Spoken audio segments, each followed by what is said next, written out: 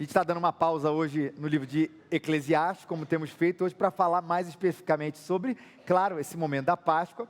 Ele está vivo e eu quero convidar você a abrir um texto que o apóstolo Paulo escreveu na primeira carta aos Coríntios, 1 Coríntios, capítulo 15, o capítulo é um número grande, se você tiver aí uma Bíblia de papel aí na sua mão, e os versículos são os 12 a 19, o texto também vai ser projetado aqui, 1 Coríntios 15, versículos 12 a 19, onde a gente vai falar sobre uma afirmação poderosíssima que Paulo faz quando ele vai falar sobre essa questão da ressurreição. Por que é tão importante a gente falar da ressurreição?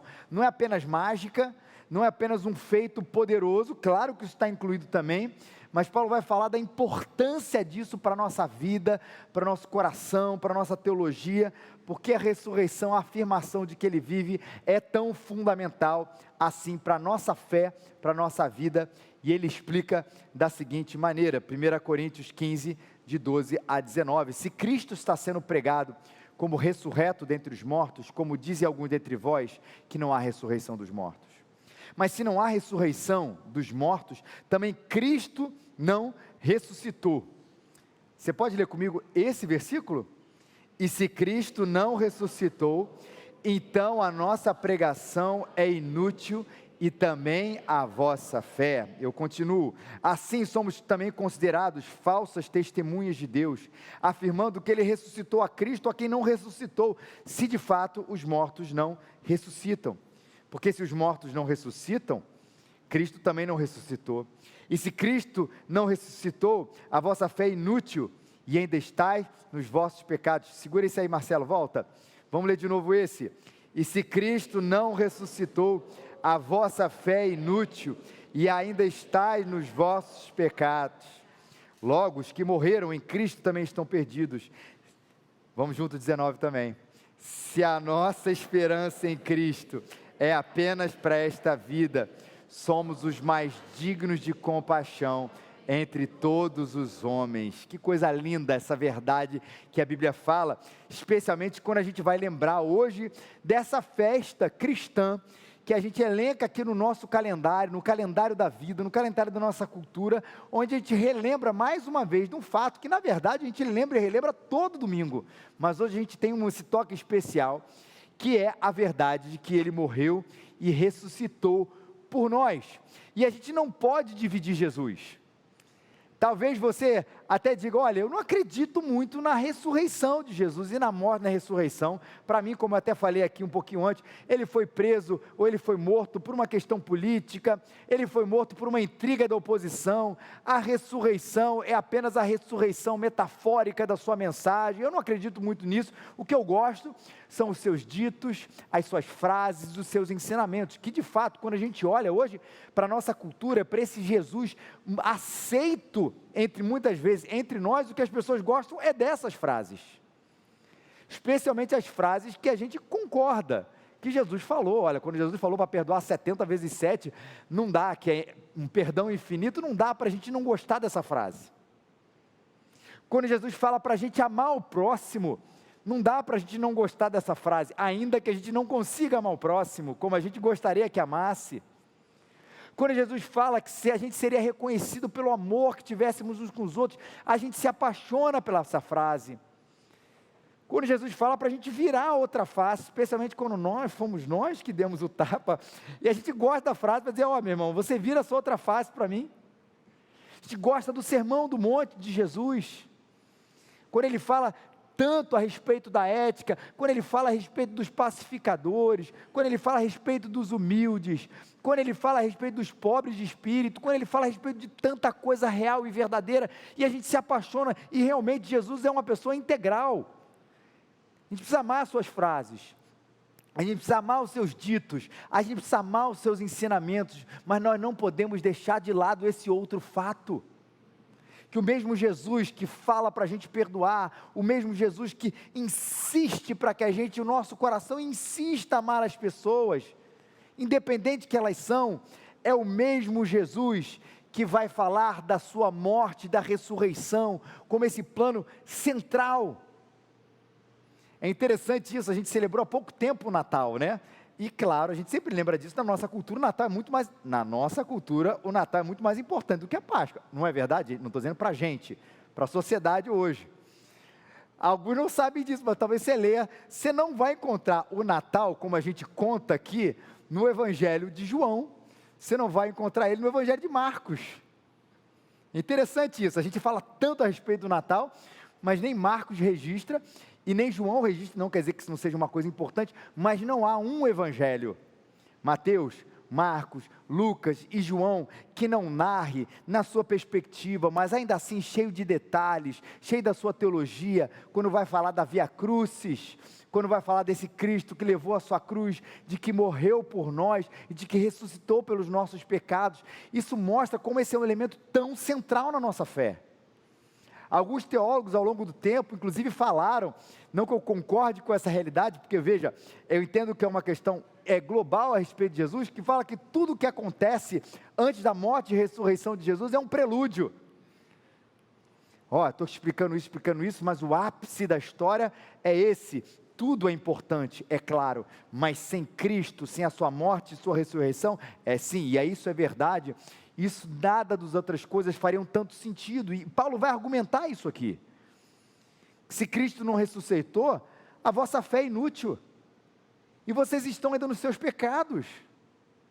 Ou seja, se você gosta do Cristo, que fala do Jesus, que fala no Sermão do Monte a respeito do amor, que fala insistentemente da gente amar o próximo, da gente ser generoso, que fala da gente não amar o dinheiro e tantas outras coisas que são caras à nossa cultura hoje em dia, enquanto contracultura. Se você gosta dele, desse que fala isso, mas não crê nessa ressurreição, o próprio apóstolo Paulo diz, a vossa fé é inútil. Estarmos aqui hoje seria inútil se ele não ressuscitou. Celebrarmos a ceia do Senhor, estarmos juntos, temos esse nosso coração aqui, se ele não ressuscitou, ele pode ter dito as coisas mais belas, pode ter mostrado o amor mais maravilhoso pelo homem, pode ter falado as verdades mais irrefutáveis que a gente creia, pode ter feito até os milagres mais apoteóticos, mais extraordinários que um olho pode ver, mas se ele não ressuscitou, a gente termina esse culto agora, vamos para as nossas casas e vamos viver do jeito que a gente quer. Mas por que Paulo diz isso? Por que a Bíblia centraliza tanto a importância, ou enfatiza tanto a centralidade da ressurreição da nossa fé? Por que faz tanta diferença assim para o nosso coração a ressurreição? Porque se afinal que tudo Jesus fez é tão importante, por que a gente enfatiza tanto esse aspecto?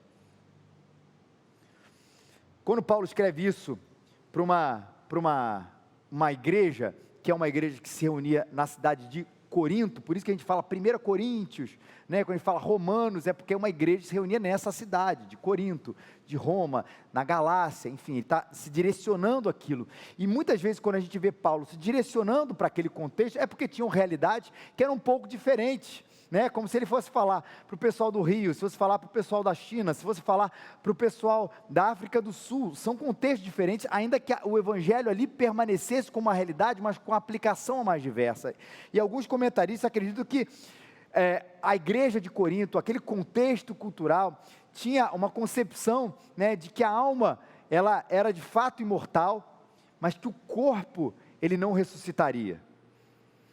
Por isso era importante ele falasse aqui, especialmente da ressurreição aqui, essa é uma realidade, que inclusive, gente, fazendo até a questão dessa aplicação para os nossos dias a dias, você já reparou como a gente leva o corpo pouco a sério dentro da igreja?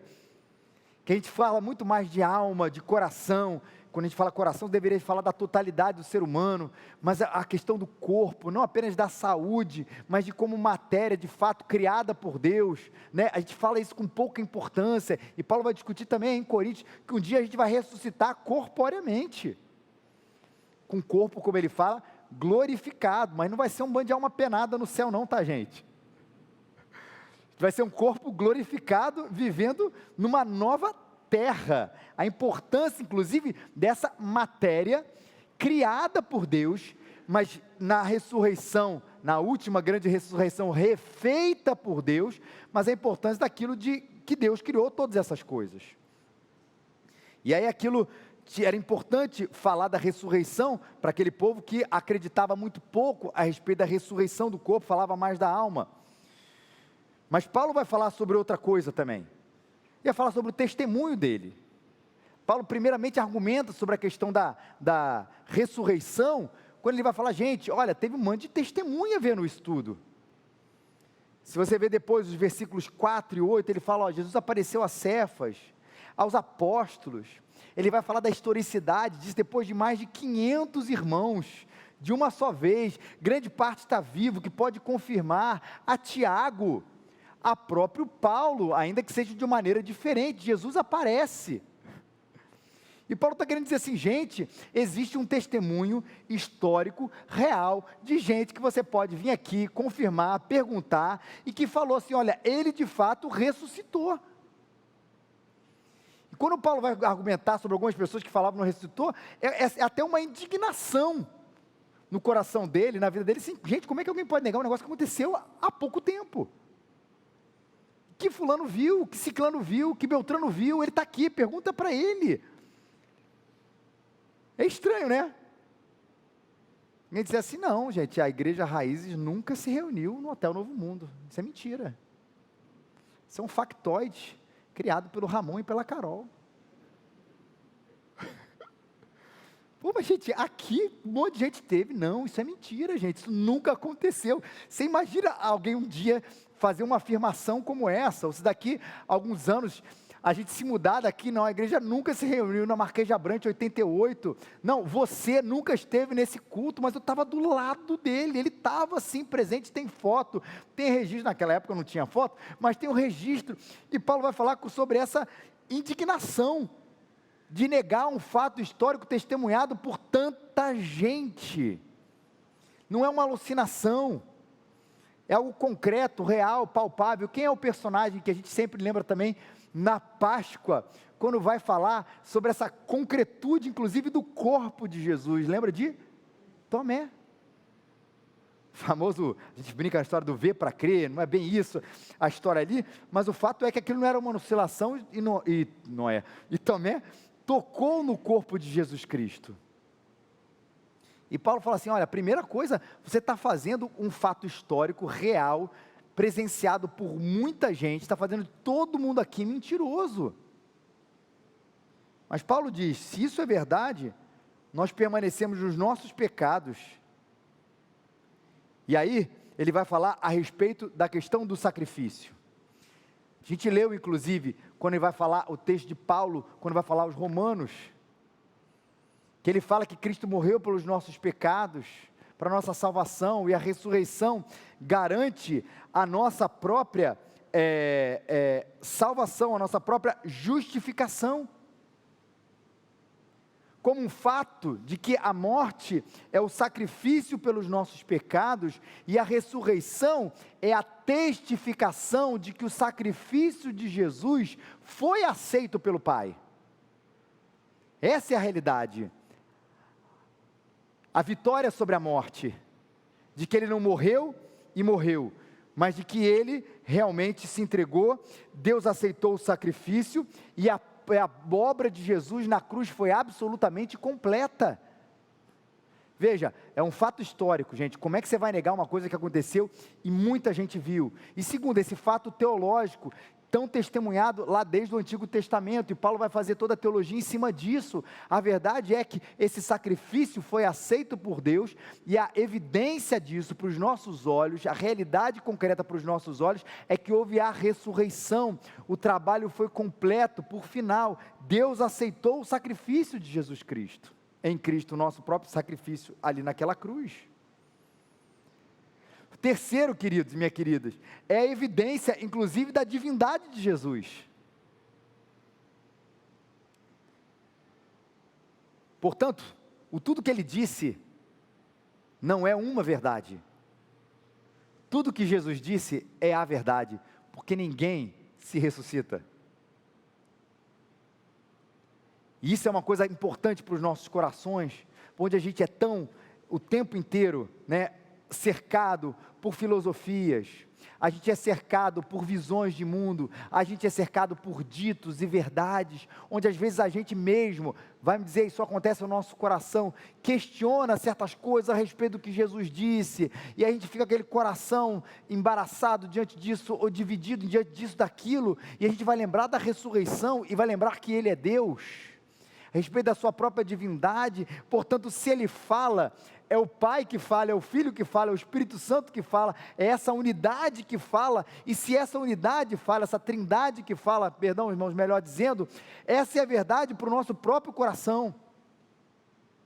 E é por isso que existe uma relação de submissão à verdade a respeito de Deus, de quando eu me defronto com ela, sou confrontado por ela, não é ela que tem que se moldar a mim, mas eu que tenho que me moldar a ela, porque quem está me dizendo aquela verdade foi alguém que ressuscitou, para evidenciar, dentre tantas outras coisas, que não era apenas um mero profeta, que não era apenas um mero homem, um homem inteligente, um homem mais espiritualizado, um homem mais elevado entre todas as criaturas humanas, o top 5 da humanidade, Jesus e mais uns 4, não, quem estava falando todas essas coisas era Deus, era o Messias, era o Cristo enviado por Deus, e se nós não cremos nisso, é vã, absolutamente vã a nossa fé.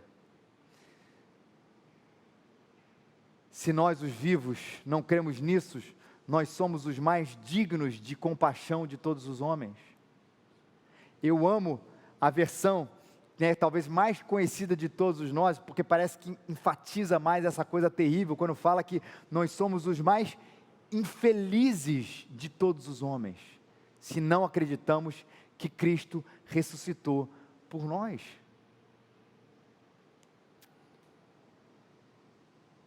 Para mim, essa realidade, dentre tantas as coisas, que fala da infelicidade mediante a ressurreição, a não crença na ressurreição, é que você imagina um apóstolo ali, um discípulo naquele primeiro século, onde alguém dizia para ele, olha, siga Jesus, que coisa bonita, como a gente diz um para o outro, mas se isso acontecer, a sua vida entra em risco. E o seu risco não é apenas de você perder isso ou aquilo, mas o risco de você perder a sua própria vida. A gente lembra dos filmes, a gente lembra da história, de o que aconteceria caso ali algum discípulo reafirmasse em determinados momentos de perseguição da igreja, afirmasse e reafirmasse a sua fé em Jesus Cristo, que o seu Senhor não era César, que o seu Senhor não era Nero, que o seu Senhor não era esse ou aquele, o Senhor era Jesus Cristo. O que aconteceria com ele?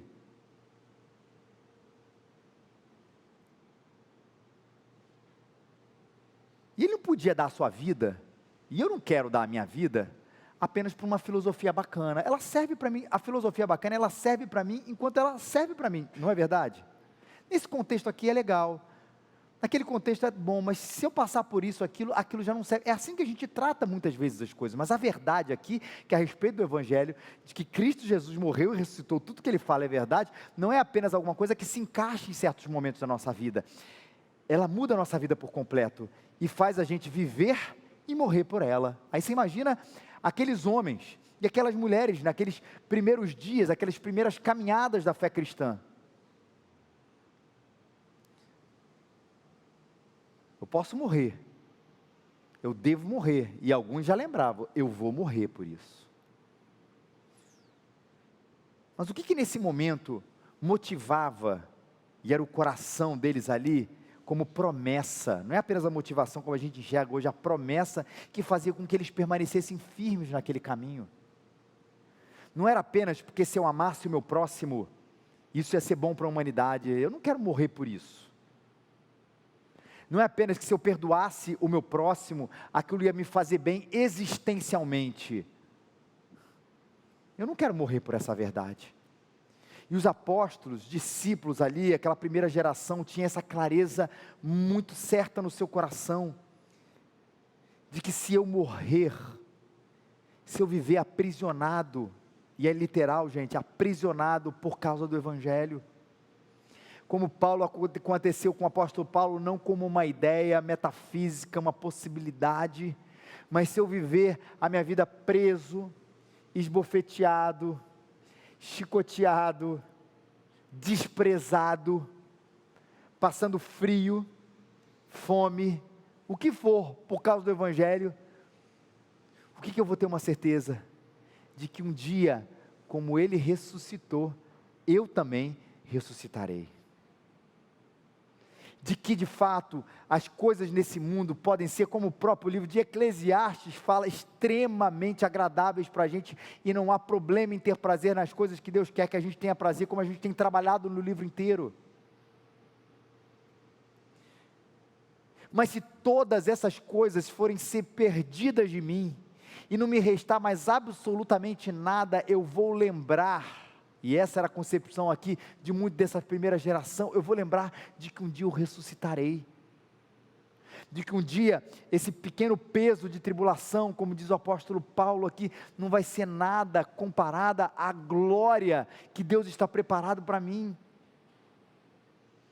de que eu tenho nessa vida, a leve e momentânea tribulação, é nada comparado ao peso de glória, de que para mim, o morrer é inclusive lucro, não que o apóstolo desejasse dar cabo da sua vida, o apóstolo Paulo desejasse dar cabo da sua vida, ou não quisesse por uma infelicidade que ele tinha a respeito da vida morrer, não era isso, mas ele lembrava que estar com Cristo era infinitamente melhor.